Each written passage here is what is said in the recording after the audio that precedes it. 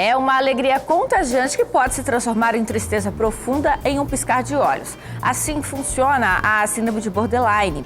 Essa doença ela se tornou conhecida nacionalmente devido ao reality A Fazenda, onde uma participante sofre da síndrome e expõe a sua alteração de comportamento para todo o país. Então, além da montanha-russa emocional e da dificuldade em controlar os impulsos, o borderline ele tende a enxergar a si mesmo e aos outros na base do tudo ou nada, o que torna as relações familiares, amorosas, de amizade extremamente desgastantes. Então, hoje, a gente convidou aqui a psicóloga Esther Miriam para nos ajudar a entender um pouquinho mais sobre este transtorno. Ela participou no último sábado, foi sucesso e mais uma vez está aqui com a gente para a gente falar um pouquinho sobre este tema. Tudo bem, Esther? Seja bem-vinda. Obrigada. Muito bom estar aqui mais uma vez.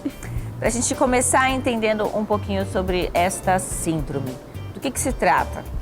Na verdade, a síndrome borderline ou transtorno borderline também é conhecido como personalidade limítrofe. É um transtorno de personalidade, ou seja, são características que já são crônicas, que vêm ao longo da vida da pessoa e são imutáveis de certa forma, né? Então, se caracteriza por uma oscilação de humor muito intensa, uma labilidade emocional, uma dificuldade de regulação emocional, de conseguir controlar seus próprios impulsos. Está relacionada também a uma autoimagem distorcida, alteração nos relacionamentos, onde a gente percebe muito o déficit, assim, a dificuldade quem tem esse transtorno é nas relações interpessoais. Transtorno, a gente pode considerar uma doença ou não? Transtorno, a gente começa a falar de síndrome ou transtorno. É algo patológico, mas dentro da questão do transtorno mental, a gente coloca transtorno pela série de características patológicas que nós temos, né, e que causam, de fato, um transtorno na vida da pessoa, né? Então, doença, a gente pode considerar uma doença, mas comumente a gente costuma falar mais transtorno. Qual seria a principal característica de quem tem a síndrome de borderline? É uma alteração de comportamento muito intenso, uma oscilação muito brusca com relação às relações interpessoais.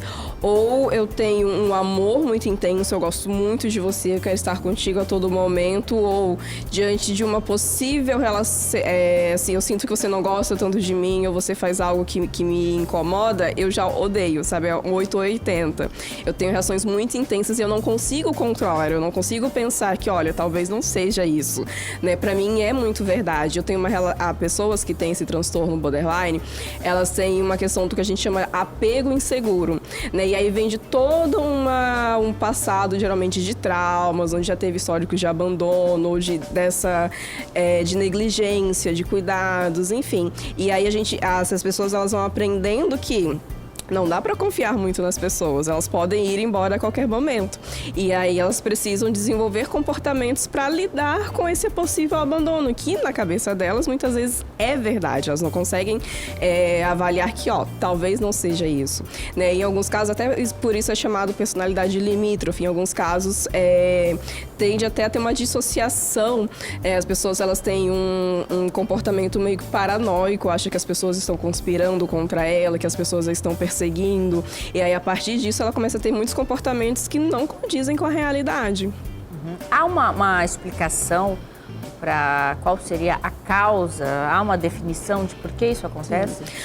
Os transtornos de personalidade, de modo geral, ainda não se tem um estudo assim que seja factível e que seja isso e acabou.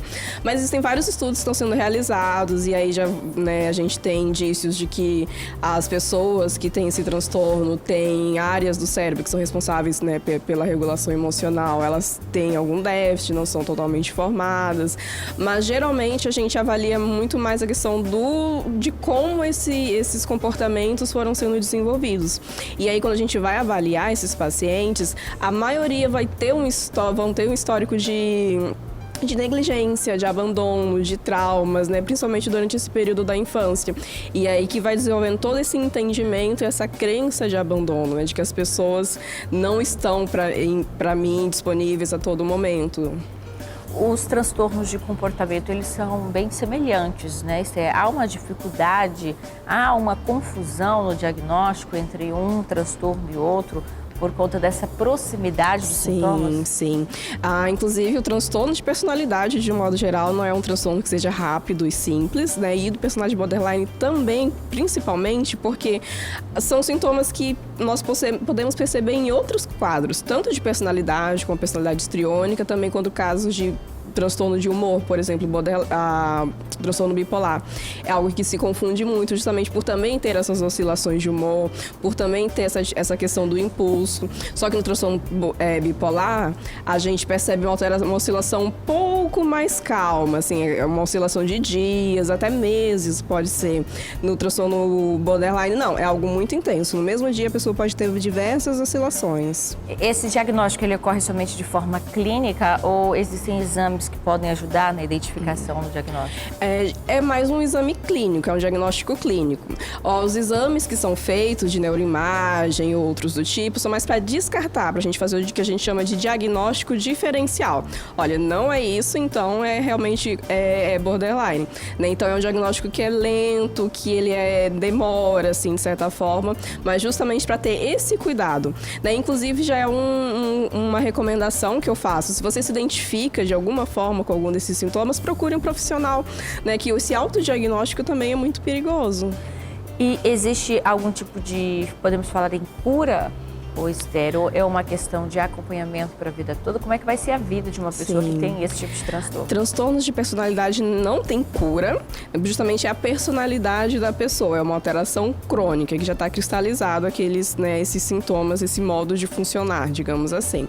Mas tem tratamento e o acompanhamento é extremamente necessário, porque essa pessoa ela pode ter qualidade de vida, ela pode ter relacionamentos saudáveis, ela pode ter projetos, porque essa é uma outra característica também de pessoas que têm essa dificuldade de se encontrar um propósito na vida, sabe? De ter uma faculdade, de se manter firme no trabalho, justamente por essa incerteza, por essa insegurança. Mas pessoas que têm acompanhamento podem ter uma vida tranquila.